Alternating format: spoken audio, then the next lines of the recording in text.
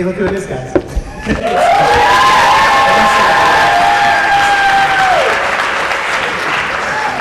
Welcome, Linh Tran, back to the stage. Thank you. So, just to quickly, how many of you in here have worked on this film in some capacity? Like, actually applaud. I can't really see you that well. Okay.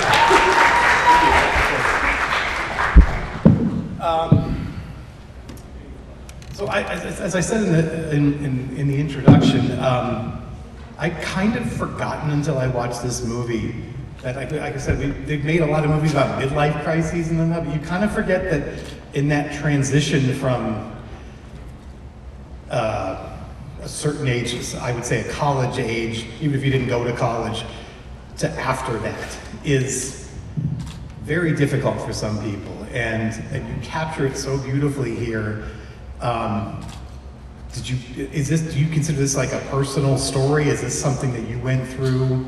I mean, you were sort of technically still a master's student when you made this, right? So yeah, but did you go through something like that, and then that sort of inspired you to write this story? Yeah, absolutely. I mean, when you were saying, like, a lot of people felt like this was difficult, I was like, yeah, me too. So me and most of my cast and crew, we were all like in our mid-20s. And honestly, like when we're making this, I don't know if we were like so clear in our head that this is a movie about being, 20s. But I guess we were just trying our best to like be honest with the like experience and just telling our stories, and happens to be the stories of people in their 20s. This is like and I think part of that flux is looking back at past regrets and then also looking forward and not really knowing what's going to happen and having a lot of anxiety about that. And again, like, was that something that you all discussed leading into this? You had two co-writers. Did you guys get into that? Did you know that was what this movie was going to even be about when you made it? Like when you started to write it? I think we knew that we wanted the film to be about like female friendship and love and jealousy, and we were like, oh, this is a character piece, We had so little time to write the script because we were gonna make something else, but then COVID happened, and then at one point... Talk about that a little bit, because that's an interesting story that you told me earlier, just that this was supposed to be... Well, go ahead, tell them what the... So DePaul has this initiative, it's called Indie Studio, and it's a pretty new program, but they give you money to make a micro budget feature, and you kind of you pick a script and then you pitch, and it could be a script from that school option from somewhere else, or it could be your own script. I didn't have a script. So it was a different film that we were gonna make, and then COVID happened. And when it got pushed, at one point we were like, okay, this script is just not a COVID script, so we had to do something else. And this was, I think, December of 2020. And this movie was shot March of 2021. So we had 3 months to come up with something completely new, and we were just like, okay, what do we know best, and one of my producers was like, my family has a lake house, do we want to go check it out, see if it's fitting for a film, we can write something for it. We went, we scouted, and then... Where is it? This was in Port Austin, Michigan. Yeah, it was really cold. Yeah, it's definitely cold for me because I'm from Vietnam. So yeah, because this was, so when we got together and we're like, okay, we're gonna write this, my writers, my co-writers and we just okay, let's all figure it out. A lot of Zoom calls. My writers had theater background. They both graduated from DePaul Theater School. So we did a lot of improv in these Zoom calls. I'm like, okay, you take your Amy and then your Kim, and let's talk this scene out. And a lot of that and a lot of revisions, and then we invited the actors to, you know, to collaborate with us and bring these characters to, you know, what you've seen. So a lot of this was very personal, not only to me, but also to my writers and to my actors, and you know, it was truly a group effort to write this story, yeah. It's crazy to get something that personal out of so many voices coming together like that, but it really does feel that way. Just in terms of the way you shot it, it's a lot of longer takes. Did you have to do a lot of blocking with your cinematographer and people, like before you started shooting this, to kind of work out how the camera was going to move around the actors, and talk about that aspect of it a little bit? So as I said, we scouted the location before we wrote the script. So I already like had an idea of, okay, this is what the space looks like for the scene. So a lot of the scenes were blocked in my head when we were writing, but at the same time, right after the project was greenlit, like for real, after we got like the actual like money from the school, I asked my producer if we could get like a week of rehearsal. So I got a week of rehearsal. It's unreal. It was unreal. Highly recommended. So my actors and we had this like kind of ritual. Like every morning we would like go. We had some tea. We sat, faced each other in silence for 6 minutes. And we just bonded a lot, you know, and then we figure out a lot of the monologues, a lot of the dialogue, and all the blocking during rehearsals, and also with my DP also being on set for the rehearsals. We brought them to locations. It was it was fun. And this prep process was so valuable to, you know, what came out of the film. I don't usually ask this question, but how much money did the school give you? Can I ask that? $20,000. So what we just saw is a $20,000 movie, more or less. Pretty much, yes. That's amazing. I feel like I should congratulate you again just for that. Thank you. Congratulations to the team. A lot of whom is in the audience right now. We're looking at a lot of volunteers here. So the other thing I noticed about the way the camera moves was you don't have a lot of close-ups except at the end. And I think it was on opening night when Matt Johnson, the Blackberry director, said something about he only uses close-ups when he needs to and when he wants to make a point. Do you also agree with that? What was the point you were trying to make the few times that you had a close-up in this film? That's a great question. I agree with Matt Johnson 100%. One of my teachers, he used to like demonstrate to us like what a close-up or what an insert mean. He would just like this is insert. It's like, look at this, you know. So yeah, close-ups are not to be taken like lightly, in my opinion. And for me, the moment at like towards the end of the film where you suddenly see all these people in like close-up when they're like tripping on mushrooms, and I feel like that's like the moment of truth. Almost for each of them, like just realizing or like confronting like what the truth of this relationship or this situation is.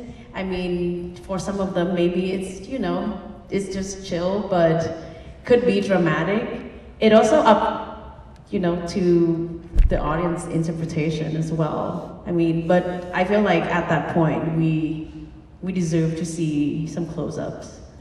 Yeah. Were there any, just when you were shooting, you mentioned the weather, were there any, you're right on the water, were there any logistical nightmares just related to being at this location that you had to deal with? Well, I can't tell you how many times I hear my DP say, "It's too windy. We can't shoot tonight. We can't put up this flag tonight because it's too windy." One day we woke up and we're like ready. I got my coffee. I was so ready to go shoot and look outside. It was snowing, so we had a day off. It was so much fun. I mean, it was really stressful, but I guess all the stress. I feel like you can see it. I think you can see it in the movie. It created the tension that we needed for the film. Yeah, I don't know if you guys agree. A lot of times a first-time filmmaker will cram as much as they can into their first film because they're not sure they're going to get to make a second film.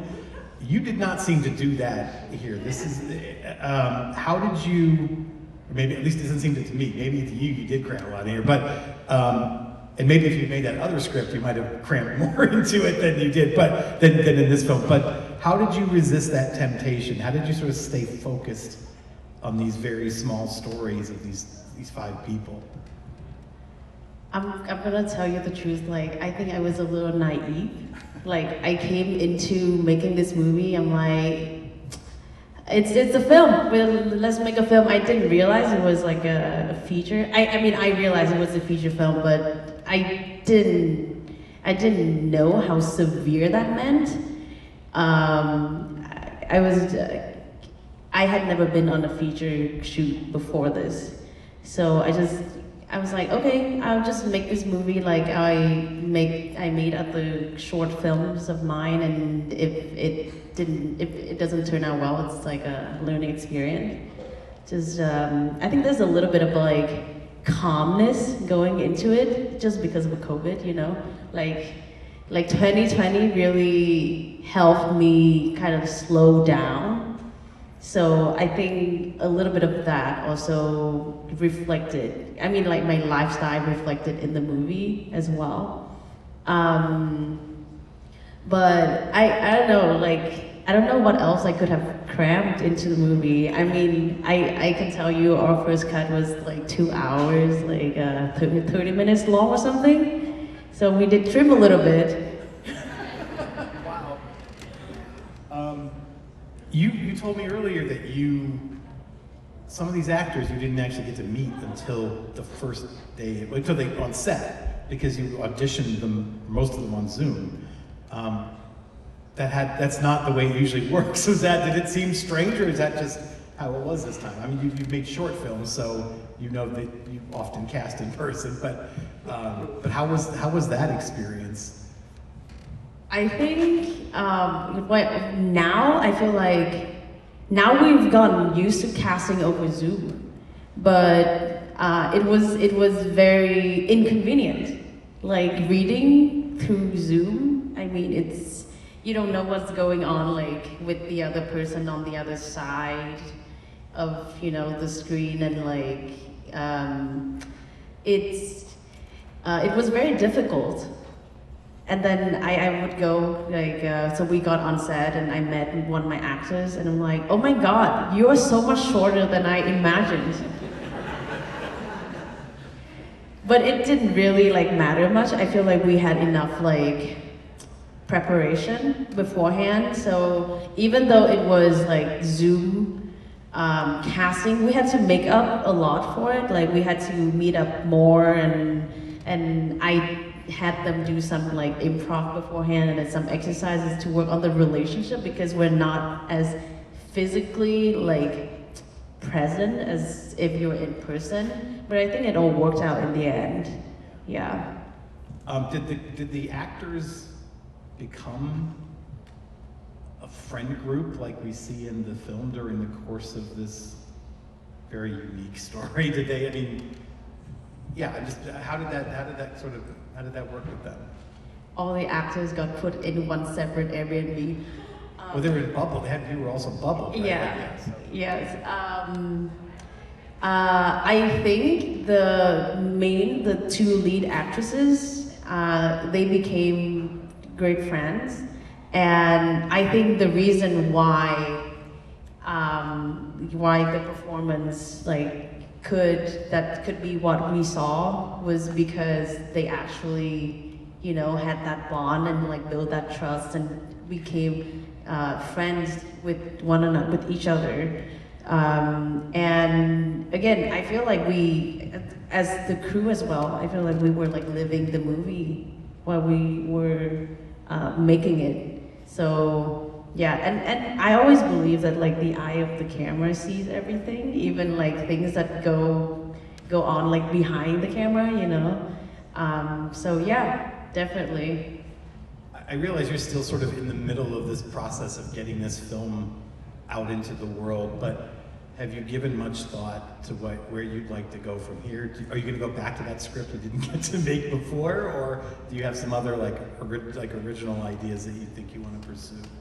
I do have a few projects that I want to develop or I'm developing right now. I do want to kind of like break maybe like out of my comfort zone a little bit, maybe do something crazy, like maybe a genre movie at some point. Just because I feel like I have so much to learn. And this is just the beginning. I was like, I was watching the last bit of the movie and I'm like, damn, I feel like I wouldn't make this movie now.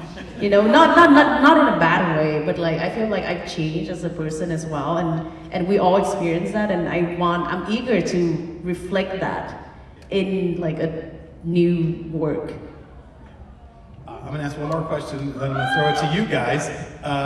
So hopefully you start thinking of your questions. But I love the title of this film. Can you explain what it means to you? And you said you had a couple others that it was called before this, but tell us those, but then also tell us why you like this one the best. So this movie, when we were doing production, it was called Someplace Warm. And then later, when we were in post, we called it Another Time. And then, like, at one point, I was like, I mean, with like a little push from my EB, Another Time, I don't feel like passionate about that title, I'm just like, it's whatever. I mean, it starts with an A, so it might be, at the top of the program. But yeah, it was kind of generic, and so we were looking for another title, and my composer actually came up with this one. We imagine I would have like pages of just like titles that you go and you like show people like, what do you think? What about this one? This one or this one? Like a lot of like crosses, and then we settled with Waiting for the Light to Change. Because at that time I already knew, okay, this is about, there's something about aimlessness and confusion and what it feels like to be in your 20s, and like that kind of sentiment where you feel like you're in a limbo almost. So I wanted to find a title that reflects the rhythm of the movie, but also like the vibe, and I like the waiting, because waiting encapsulates, like you have waiting in the title, it must be a long movie, so or a slow movie. So I like the title.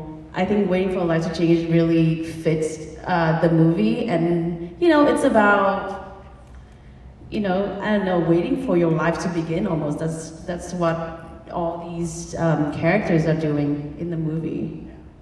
All right, who has some questions here? I see a hand right there. Yeah. Yeah. So as far as you being a writer, what did you bring from your real life experiences to the table to incorporate and that into the movie? And you said like you feel like you don't relate as much to it now. What has changed? Okay, so he wants to know what parts of your life are in this movie, and then you said you don't even see yourself in this anymore. What has changed? So at the beginning of the pandemic, I started running. I lost 30 pounds. And at that time, I literally felt like there was like a need to like reassess myself in a way. But you know, it now that I think about it, like that happened, but at the time, like that was all like subconscious, you know. And each of these characters, they have like parts of me, like you know, like Amy's like the way she goes about, you know, being herself is just like how I was like a couple years ago, let's say that. And like Kim is like model after my best friend, but also like I feel like I've grown a little bit more into somewhat that kind of character, you know, and like Lynn, for example, she's like a foreigner. I'm a foreigner. And there are a lot of, so how I see like this, like, I don't know, American society is very much through a foreign like lens. So that the characters are like parts of me in that sense, but also after we cast the movie, like it was very important to me that I have that space for the actors to like step in and make the character become alive themselves. As far as like how I've changed, I actually don't know. I just like feel like, oh, this is funny. You know, like once upon a time, I watched this movie and I'm like, dang, this is so depressing, but it's like, I want to cry. Now I watch it, I'm like, ha ha ha, I want to laugh, but in a good way, you know? So I think there's some distance and that it's good. Anyone else? Good answer. You all stayed. You must be interested.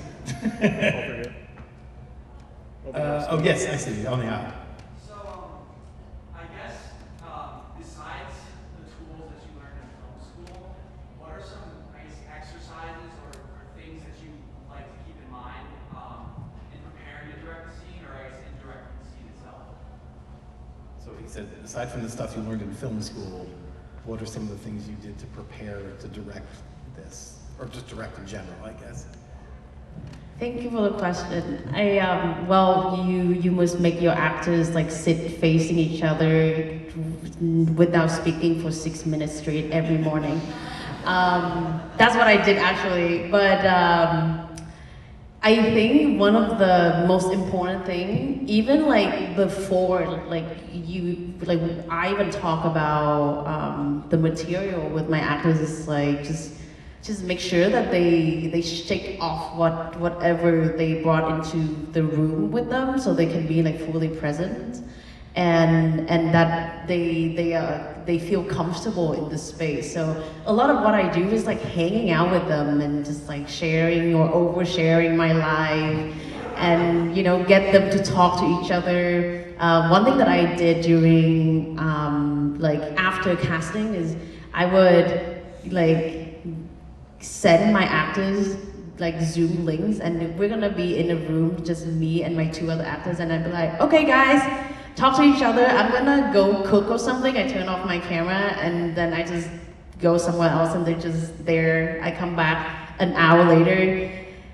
One time, like my actor were both like crying, like talking about something really deep. So, I mean, I feel like as like after casting, I feel like it's time to let the magic happen by just like leaving them be, but also just preparing them for the material rather than just like jumping into, you know, rehearsing the script or whatever like right away. I think being friends is very important. Yeah. Hey, amazing job, Lynn. I really love this film. Thank you. And so I know that you're an avid Letterboxd user, so I was just kind of curious, like what were some of the films and filmmakers that inspired you in the process of making this? I hope you don't go and try to follow me on Letterboxd. Thank you so much for the questions. I love movies, and I love Eric Romer. Tales of Four Seasons is available on Criterion Channel right now. Love them.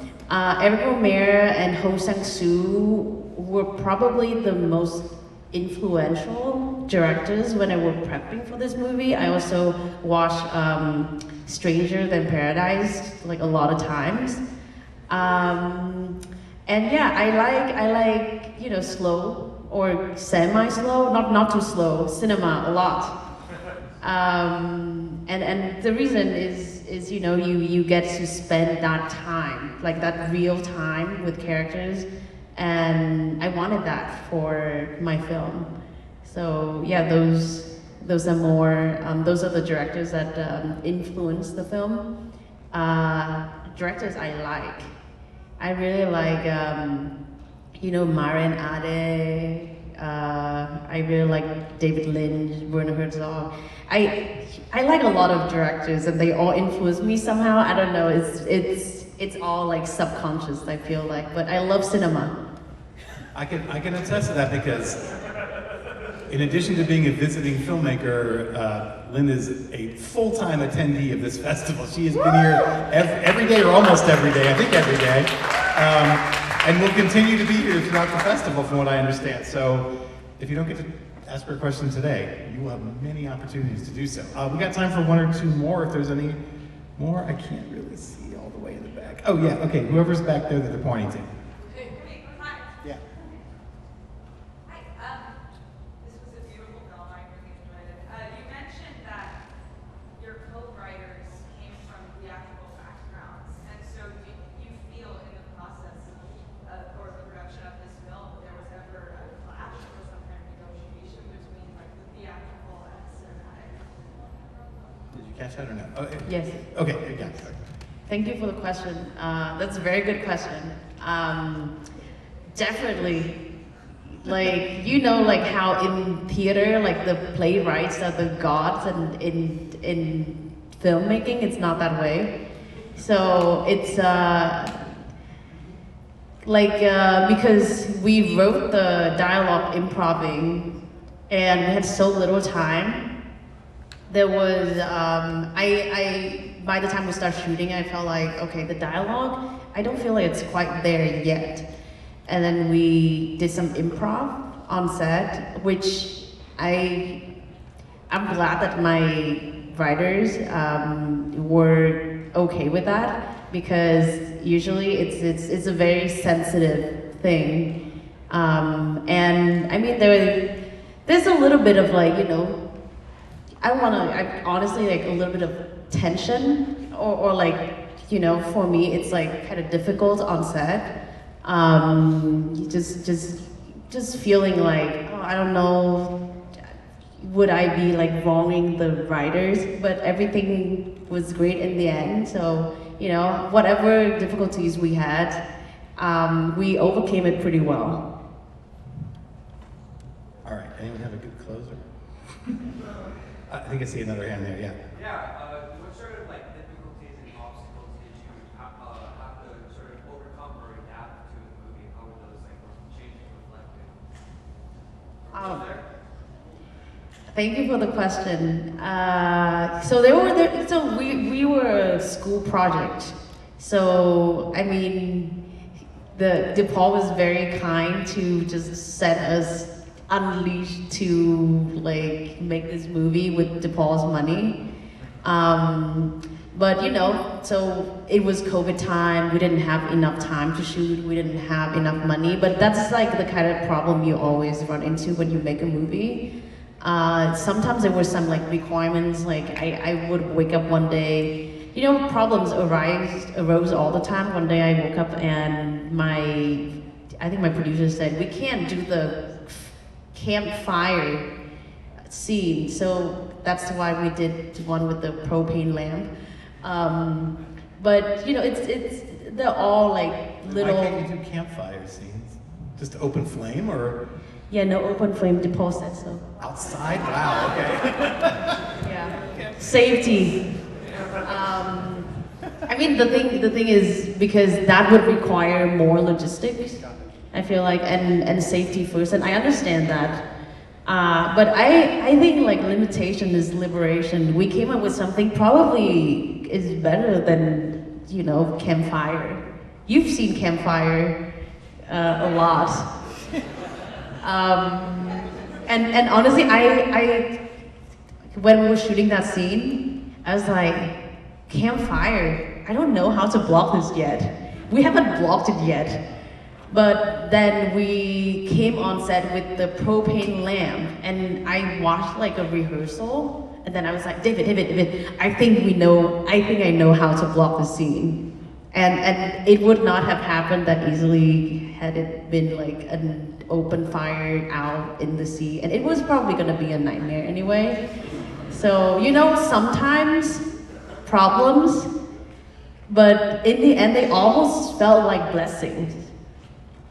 That's kind of how the movie got made in general, I think. Yeah. Yeah. Lynn, thank you so much for letting us show this movie. Again, guys, please vote. Please get out there and talk about this movie. Best of luck with this. I cannot wait to see what you do next. I love the way I love your story. I love this story. So, congratulations. And thank you guys for sticking around. Thank you so much.